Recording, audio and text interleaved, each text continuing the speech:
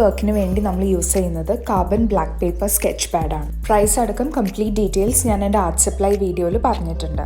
Details അറിയാൻ താല്പര്യമുള്ളവർക്ക് ആ വീഡിയോ കണ്ടു നോക്കാം. ബ്ലാക്ക് പേപ്പർ തന്നെ യൂസ് ചെയ്യണമെന്ന് നിർബന്ധമില്ല.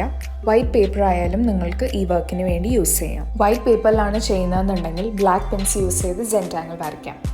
വരയ്ക്കുന്ന പേപ്പറിന് താഴെ ഒരു ന്യൂസ് പേപ്പർ വെക്കാം, സോ ദാറ്റ് ബാക്കിയുള്ള പേജസിലേക്ക് കളേഴ്സ് ബ്ലീഡ് ചെയ്യാതിരിക്കാൻ വേണ്ടി. ലീഫ് പാറ്റേൺസിന് വേണ്ടി ഞാൻ ഉപയോഗിക്കുന്ന ലീഫ് ഷൈമൻസ എന്ന് പറയുന്ന ചീരയുടെ ലീഫാണ്. നിങ്ങൾക്ക് ഏത് ലീഫാണോ കയ്യിൽ അവൈലബിൾ ആവുന്നത് ആ ലീഫ് യൂസ് ചെയ്യാം.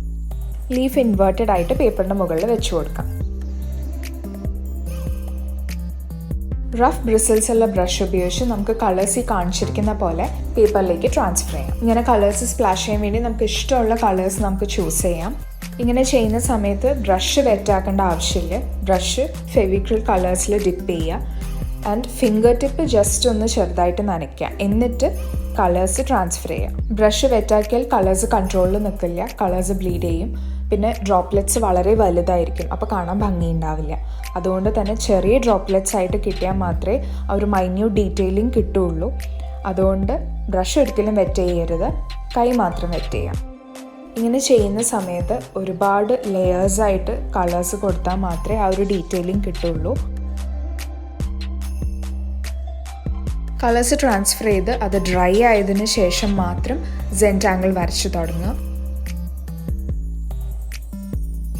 Zentangle വരയ്ക്കാനായിട്ട് നമ്മൾ ലീഫ് വെച്ച് കവർ ചെയ്തിരുന്ന ഭാഗങ്ങളുണ്ടല്ലോ, ആ ലീഫ് റിമൂവ് ചെയ്ത് കഴിഞ്ഞാൽ ലീഫിൻ്റെ ഷേപ്പിൽ മാത്രം നമുക്കവിടെ എംപ്റ്റി സ്പേസ് ഉണ്ടാകും. അവിടെയാണ് നമ്മൾ വരയ്ക്കുന്നത്.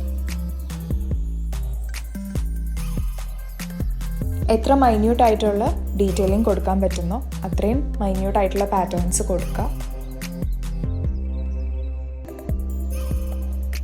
ഈ ഒരു വർക്ക് ലീഫ് വെച്ച് മാത്രമല്ല ചെയ്യാൻ പറ്റുക. നമുക്കൊരു ഹ്യൂമൻ ഫിഗറിൻ്റെ ഒരു കട്ടൗട്ട് എടുത്ത് അത് സ്റ്റിക്ക് ചെയ്തിട്ട് വേണമെങ്കിലും ഇതേ മെത്തേഡിൽ നമുക്ക് ചെയ്യാം. അപ്പോൾ നടുവിലത്തെ ആ സ്പേസ് ആ ഹ്യൂമൻ ഫിഗറിൻ്റെ ഇതിൽ മാത്രം കിട്ടും. എന്നിട്ട് നമുക്ക് ഈ Zentangle വരച്ചു കൊടുക്കാം.